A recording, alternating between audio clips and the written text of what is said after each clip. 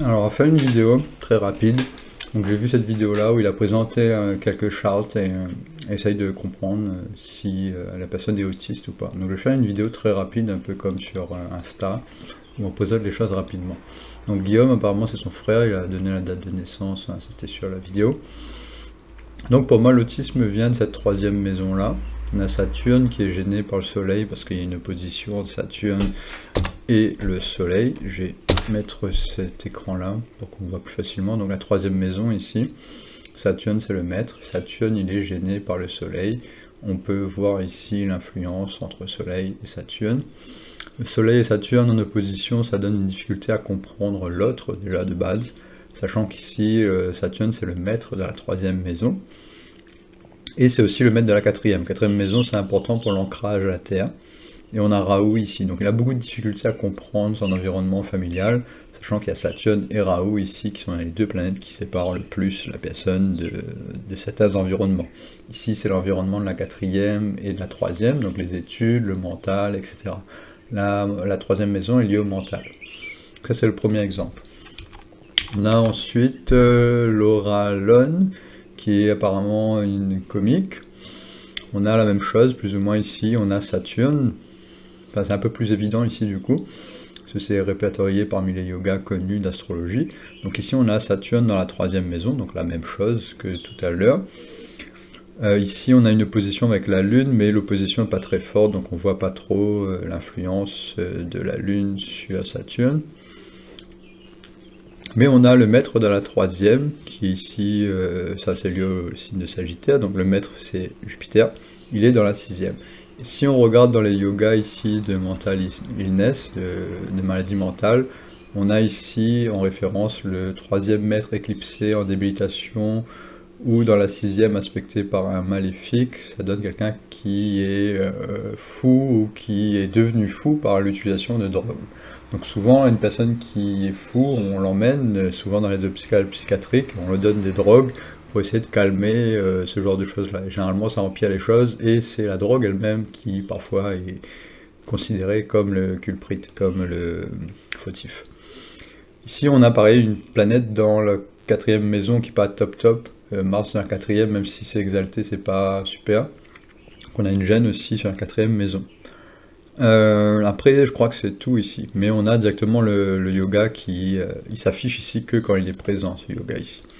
Donc on peut déduire assez facilement, à chaque fois qu'on a quelque chose de similaire, c'est-à-dire que le maître de la troisième maison, quand il est en difficulté, souvent on va avoir des problèmes mentaux, même si c'est pas exactement le yoga qui est décrit ici. Donc on peut avoir des variantes qui sont légèrement similaires. Par exemple, pour la personne de tout à l'heure, on n'a pas le yoga qui est présent ici, mais on a quand même le maître de la troisième qui est influencé de manière très négative. Sachant qu'on pourrait mettre, à mon avis, Saturne en position avec le soleil comme un yoga qui est très difficile. Il n'est pas mis dans le logiciel, mais à mon avis, il devrait l'être. Ensuite, on avait Eminem. Eminem, c'était un exemple qu'il a donné, pour moi c'est le moins flagrant, mais on a quand même un peu la même chose, c'est-à-dire qu'on a la Lune ici dans la troisième, un peu comme Elon Musk. Elon Musk, je crois que c'est dans la troisième aussi. Et ce maître c'est Saturne, et Saturne, si on regarde ici, à moins 14, donc il y a des gènes. C'est pas aussi flagrant parce qu'on a quand même un Mercure qui aide quand même ce Saturne là. Mais on a quand même une influence négative sur ce Saturne, donc je pense qu'il est partiellement instable à cause de ça. Donc le maître de la troisième maison et de la Lune, Saturne, il est en difficulté légère. Et on peut aussi regarder le maître de Saturne lui-même, qui est Mercure dans la 12e. Mais ça aide pas, le fait qu'il est dans la 12e, ça veut dire qu'il y a une perte de cette 12e maison et de Saturne en même temps. La 12e maison est une maison de consommation, ou de perte de quelque chose. On a aussi Raoult qui est proche de la troisième maison et proche de cette lune-là, donc ça aide pas, le fait que Raoult soit proche de la quatrième, ou dans la troisième, ou dans la quatrième, ça renforce ce problème-là, donc Raoult a tendance à séparer la personne de cette capacité-là, liée à cette maison. Du coup, voilà pour Eminem. Si on regarde Elon Musk, on a un peu la même chose. On a directement le yoga d'ailleurs, il suffit de regarder ici. Mental Illness, on a Flood Lord Eclipse. Donc le même yoga que tout à l'heure, je ne vais pas le relire. Donc on a ici la troisième maison, on la voit ici avec la lune à l'intérieur. Le maître de la lune, c'est Mercure qui est en cancer.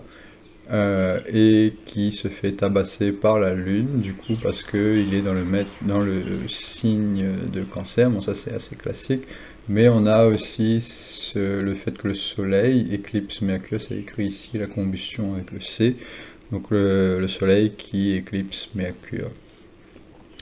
Et donc on a le yoga ici, qui est pas si fort que ça, hein. C'est pas un yoga ici dans ce contexte-là. Mercure qui éclipse le soleil, c'est pas non plus catastrophique comparé à un Mercure qui serait totalement gêné. Mais ici il est quand même gêné quand même de manière assez flagrante, dû au fait aussi que la lune, qu'il est dans le signe de cancer, Mercure il aime pas être dans le signe de cancer.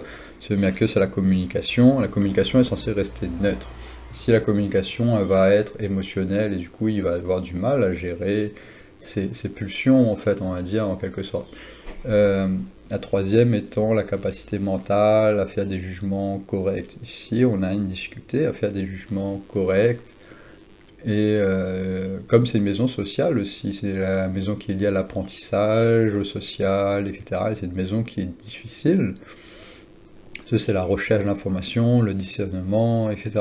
Mais je pense qu'il est quand même très doué là-dedans, contrairement aux exemples qu'on a vus tout à l'heure. Il a Ketu, lui, à côté de la troisième.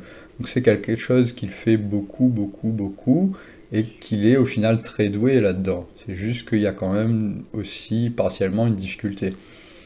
Mais il est quand même très doué là-dedans. D'ailleurs, si on regarde sa biographie, il fait beaucoup de recherches, il lit beaucoup, il était dans la bibliothèque de son père, il lisait tous les livres. Ça, c'est classique de quelqu'un qui est tout à côté de la troisième maison.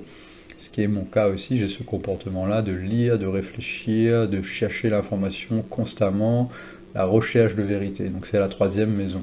Ici, on a un peu une difficulté à le faire, mais en même temps, c'est lié à ses vies antérieures, donc c'est quelque chose qu'il est très doué. Donc c'est pas un imbécile. Du coup, voilà pour cette vidéo. Je fais rapide avec 4 exemples. Merci d'avoir écouté et à la prochaine.